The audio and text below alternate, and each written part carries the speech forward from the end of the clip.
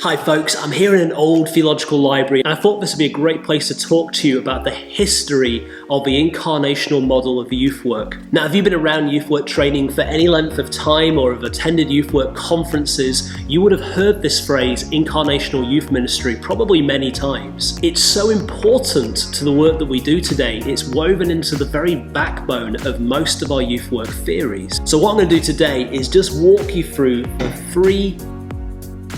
everything in here creaks. So what I'm going to do is walk you through the three waves of incarnational ministry in the history of our discipline. And the first one begins back in the 1950s. The first wave of incarnational youth ministry centered around two charities. It was Young Life and Youth for Christ, both in America. What they've been doing really since the mid-1940s was running two very different styles of youth ministry projects, but aimed at achieving the same goal, and that was to bring unchurched young people into a relationship with Christianity. So Youth for Christ on one hand were running large, contextually accessible rallies. They were doing attractional youth ministry. They were trying to gather as many young people into a space as possible and run these very contextual, very culturally relevant events for young people. Young Life, however, were doing much more specific, smaller, individual-based projects, working with young people more directly on a personal basis. And both of these approaches, the relationship-driven ministry of Young Life and the attractional, contextual ministry of Youth for Christ, form the two sides of the coin of the first wave of incarnational youth ministry, going to where they are at, speaking in their language and culture, in their context, and building relationships. That was wave one in the 1950s. Wave two came in the mid-1990s, and a couple of key thinkers are associated with this. In America, one of the key people was Dean Borgman, who wrote this great titled book, When Kumbaya is Not Enough. And in the UK, it was Pete Ward, and he wrote Youth Work and the Mission of God. And what both of these books did is push on the contextual, detached side of youth ministry, going to where young people are.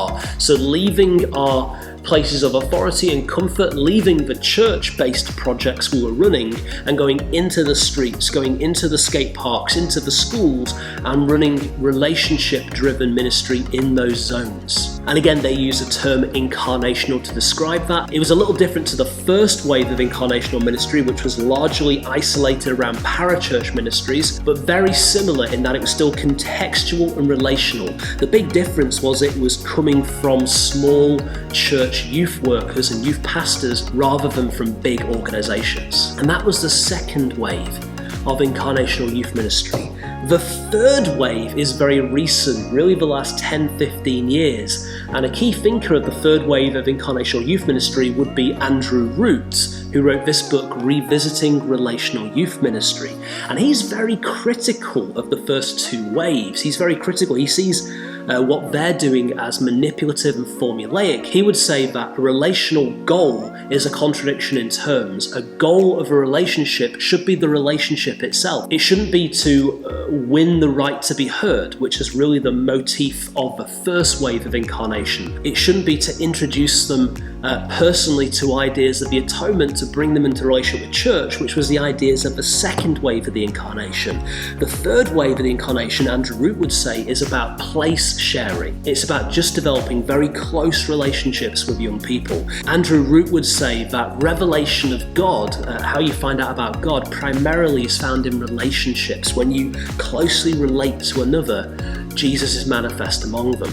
So we have moved from the first to the second to the third wave, and the further we've moved, the further we've got away from traditional evangelicalism, and the further away we get from the aim of drawing young people into church. Now there's a lot to respect about that. We want young people to have a relationship with Jesus Christ. That's why we do this. But I also believe that it's important, in fact, I believe it's essential for young people to be part of a worshipping community of faith in order to thrive in that relationship. I think they do need to know the gospel and respond to it, which is why the third wave for me is a little bit more troubling. That said, the most encouraging aspects for me about all these incarnational waves is the emphasis on culturally contextual, specific, relevant language so we can speak to young people in a way they understand. It's the emphasis on us coming out from and into the world of young people, and it's the relationship emphasis as well. I think these are all wonderful things that Incarnational Youth Ministry has done. I don't think the word incarnational is a very helpful word for it. I think that word, like creational or Trinitarian, refers to something specifically about God. And I think sometimes the boundaries of incarnational youth workers have been a bit murky and a bit unhealthy, but I do think on the whole contextual relational work is brilliant and we should explore it. Those are the three, I think, waves of incarnational youth ministry. If this has been helpful, if you like to understand a bit more about where our practices and models come from, I did a very brief history of youth work in this book, Does Youth Ministry Have a Future? And if this has been a useful video, maybe like, subscribe, thumbs up, send me a cake, and I'll see you next time.